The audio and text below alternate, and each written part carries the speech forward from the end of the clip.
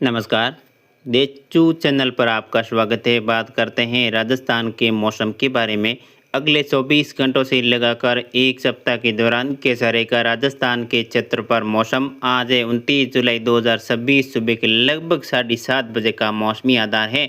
इसी मौसमी आधार पर देखें तो बीते 24 घंटों के दौरान दक्षिणी पूर्वी जिलों पर मानसून फिर से एक्टिव हो गया है, जो कि बंगाल की खाड़ी पर बनने वाला डिप्रेशन एक स्ट्रॉन्ग बनकर एक पश्चिम बंगाल उड़ीसा के आसपास मौजूद है। आज 29 जुलाई के दौरान इसी मौसमी आकलन के हिसाब से देखें तो वर्तमान में ये सिस्टम उड़ीसा और पश्चिम बंगाल के ऊपर केंद्रित है, लेकिन ये धीरे धीरे राजस्थान की ओर बढ़ेगा, जिसके प्रभाव से राजस्थान में कल 28 जुलाई के दौरान भी काफ़ी अच्छी बारिश हुई, तो एक दो जगहों पर भारी बारिश का दौर भी देखने को मिला है। लेकिन आज 29, 30, 31 जुलाई, 1 और 2 अगस्त के दौरान राजस्थान के अनेक भागों पर मध्यम से लगाकर मूसलाधार बारिश दर्ज होने की संभावना है।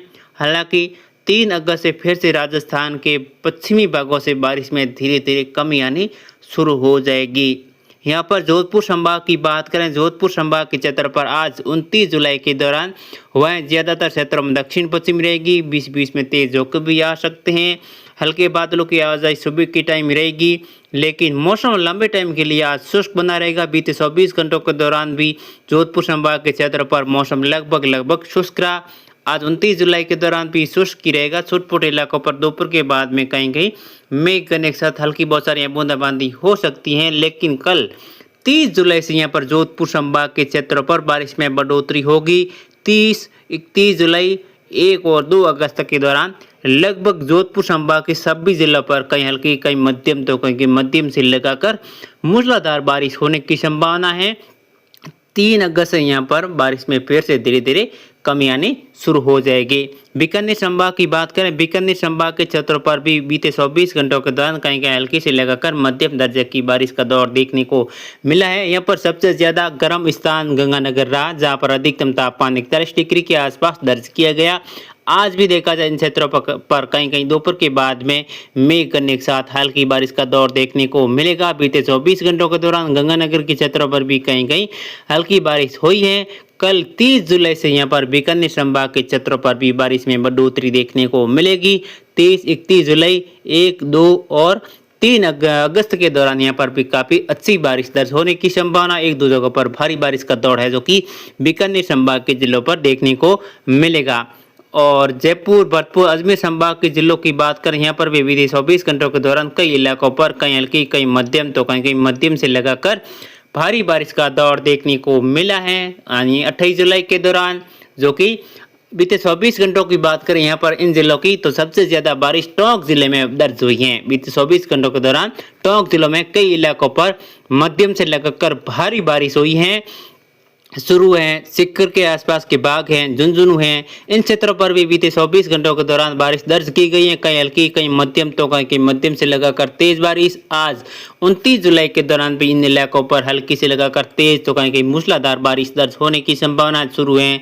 झुंझुनू हैं, नागौर, सीकर, जयपुर, अलवर और दौसा, भरतपुर, धौलपुर, करौली, सवाईमाधोपुर, टोंक, अजमेर सभी क्षेत्रों पर आज 29 जुलाई के दौरान बादलों की आवाजाही बनेगी। दोपहर होते होते यहाँ पर घटा टोप रहेगा। कई इलाकों पर बारिश का दौर चलेगा, कहीं हल्का कहीं मध्यम तो कहीं मध्यम से लगाकर तेज। लेकिन आने वाले 2-3 दिनों के दौरान यहाँ पर बारिश का दौर बढ़ जाएगा, जो कि यहाँ पर देखा जाए लगातार बारिश का दौर जारी रहेगा।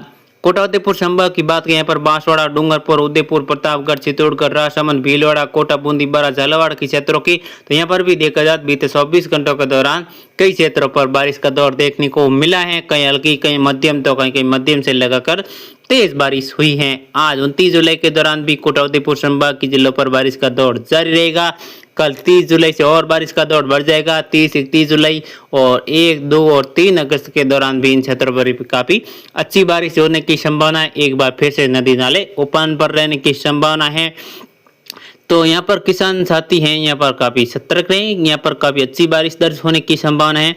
तो किसान साथियों, आप इसी चैनल पर पहली बार पधारे, चैनल को सब्सक्राइब, वीडियो को लाइक करें और अपने फसलों में जैविक खाद का उपयोग जरूर करें। जैविक खाद उपयोग करने से एक हमारी फसल 30 से 40% फसल की उपज बढ़ जाती है और हमारी ज़मीन है जो कि बंजर होने से बच जाती है। हम मार्केट से अलग अलग तरह के खाद, यूरिया है, डीपी लाते हैं, उनसे हमारी ज़मीन बंजर होती जाती है।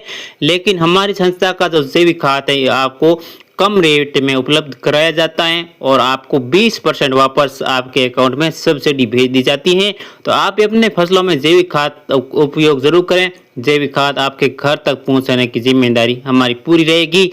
स्क्रीन पर दिख रहे नंबरों पर संपर्क आप किसी भी टाइम कर सकते हैं। कल के वीडियो में जो हमारी संस्था का खाद है उसका रिजल्ट भी आपको बताएंगे, जो कि रबी की फसल है, पिछले साल की मूंगफली है, कपास का रिजल्ट भी काफ़ी शानदार देखने को मिला है। ये संस्था हमारी संस्था है जो कि 2014 से अपने देश में काम कर रही है। कई किसान इस खाद का उपयोग कर चुके हैं। जय हिंद, जय भारत।